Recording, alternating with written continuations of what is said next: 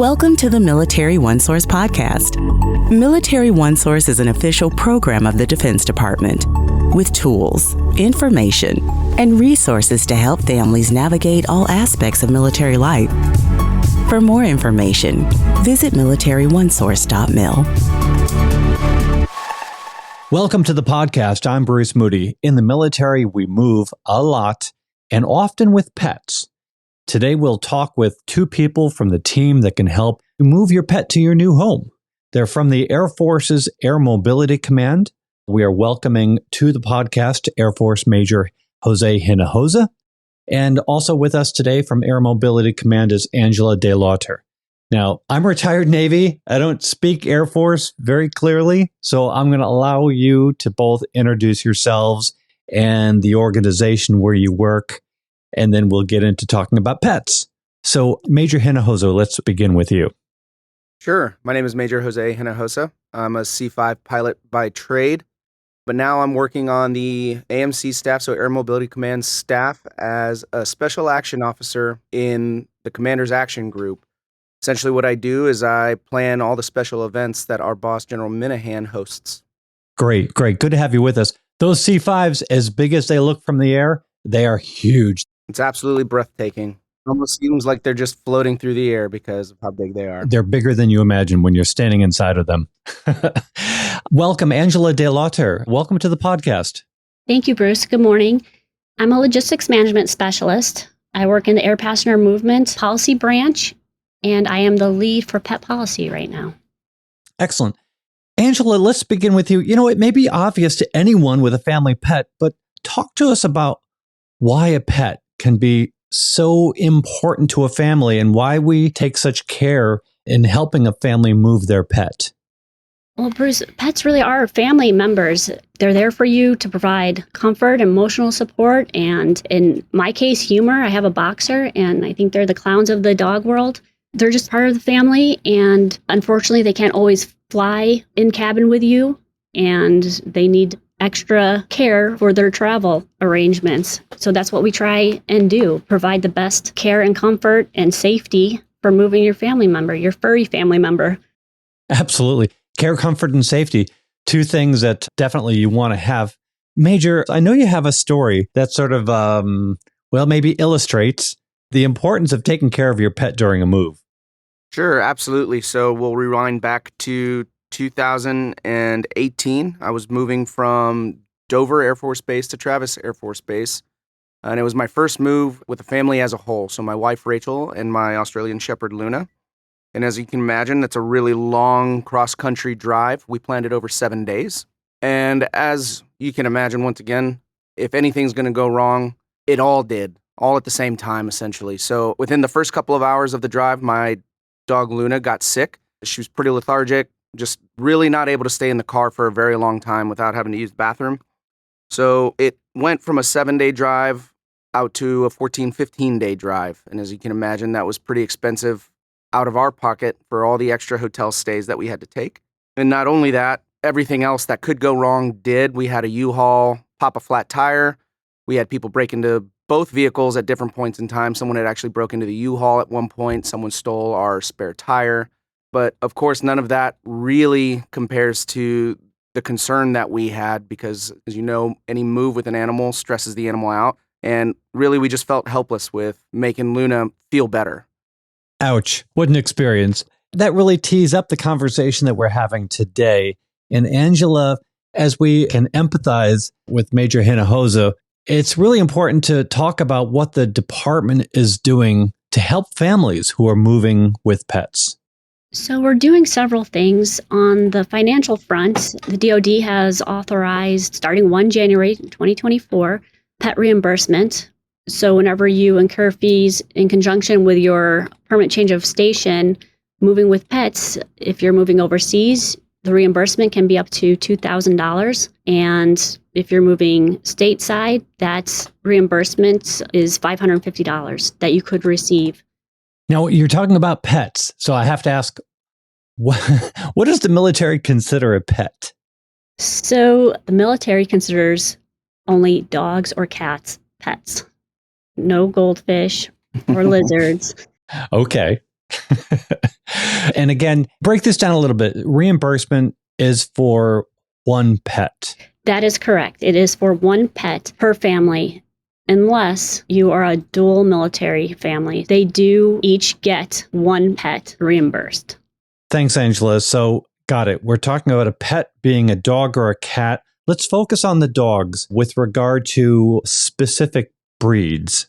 Yes, Bruce, I definitely would like to talk about brachycephalic pets, which are the snub-nosed breeds, your English bulldogs, French bulldogs, pugs.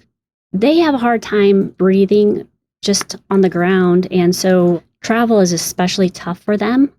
So I definitely ask that you speak with your veterinarian, make sure that your pet is in good health, make sure that they're not sedated, which actually aggravates that condition of not being able to breathe. Again, speak with your veterinarian. I'm not a veterinarian. We do work very closely with the Defense Health Agency veterinarians, but there is an extra risk. Understand. You work very carefully with Defense Health Agency, and this is a policy that you spend a lot of time refining. Do you have any numbers, how many pets you've moved? So since 2017, we have moved almost 46,000 pets. And unfortunately, in that time, we have lost 17, 15 of those being snub-nosed breeds, and the other 2 being very elderly. And since we've started tracking medication, they've all been medicated. So there is a common denominator. It really is the pet family's responsibility as well as our responsibility. We're going to do everything we can to make the journey safe for your pet, but we need that family to make sure that they are taking all of those risks into consideration before they move their pet. Got it. I appreciate you getting into that, especially with those specific breeds of dogs.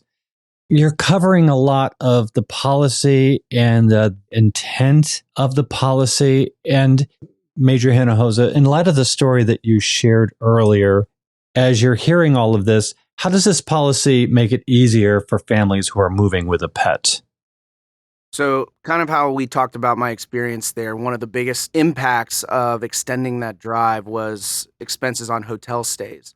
So I don't know if you guys have ever moved or driven long distances with an animal, but good hotels usually charge anywhere between $50 and $150 for a pet fee, and that's per pet. So as we were moving and having to stay the night places, when we were looking for places to stay, we were paying on average about $75 per night for Luna. And that was in addition to what the hotel cost, and also didn't include the extra fees we had to pay for cleanup when we were leaving. So hearing that there are initiatives to provide reimbursement for those fees and costs, that would be a huge financial burden lifted off the shoulders of PCSing military members. I had a best friends just moved from Japan to Travis Air Force Base, and they have 2 dogs. They were only able to fit one animal onto the Patriot Express. So my buddy Scott flew on the Patriot Express with one of those dogs, and his spouse Jessica had to get a commercial ticket to fly their other animal home. They ate that cost for that animal to fly commercially. So hearing that there is a commercial reimbursement for one animal up to $2,000 would have been a huge benefit for them. Now, explain to us, what is the Patriot Express? So the Patriot Express is a commercial aircraft like you'd see in Delta, American Airlines, except for the government contracts the aircraft out to fly to destinations specifically for DoD members, military members, and civilians and their families. Got it. Okay, thanks for that. Now, when we're looking to move a pet, what are some of the considerations when we're comparing moving, say, across the states versus moving overseas? So moving overseas, you really need to be concerned with the country that you're moving to. What are their import requirements? Do your pets need to have a special microchip, vaccinations, quarantines, specific tests that they need to have accomplished within a certain amount of days before you move to that country? I mean, it's a lot of information, and every country is different. What advice do you have for families who are moving their pet for the first time? My advice is to start planning early, get organized, take your pet to the veterinarian, make sure that they are healthy enough to make the journey. get your pet acclimated to their kennel. It's very stressful for pets to travel. They don't know what's going on. And it is very helpful to have them already feel comfortable and safe in the kennel environment. It lowers their stress. Moving is an ordeal in itself. Moving with a pet is just next level. For people listening to this podcast, if you want a single takeaway from all of this, well, there's a lot of information in the program notes, links to articles that are going to help you prepare for your move. But even simpler than that, you can just get on the phone or text Military OneSource, our call center, 24/7 information for you. You can just say, hey, I'm moving with a pet. What do I do now? And they will absolutely help you out. I want to wrap up this conversation by giving the both of you an opportunity to kind of talk about the organization where you work in terms of what it's like to be responsible, to have a mission that includes moving families and their pets. Who are the people over at Air Mobility Command who are doing this job? Angela, let's start with you.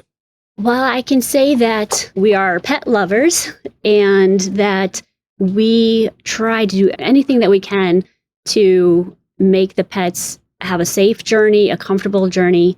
We try to ensure that the families feel comfortable with the transportation that they have available to them.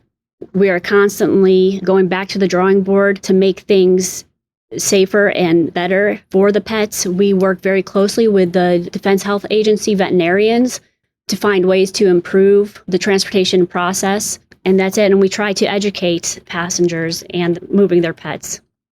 Thank you. And Major?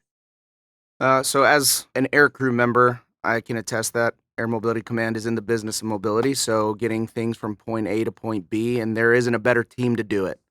This is my first experience working on a staff, and I've been absolutely impressed with everything that they've been able to accomplish and the initiatives that they're making for families and their pets whenever they're moving.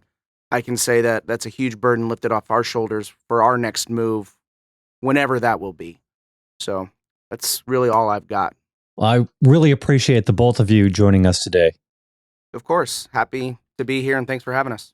Yeah, thank you, Bruce. Air Force Major Jose Hinojosa and Angela Delauter. They're from the Air Force's Air Mobility Command.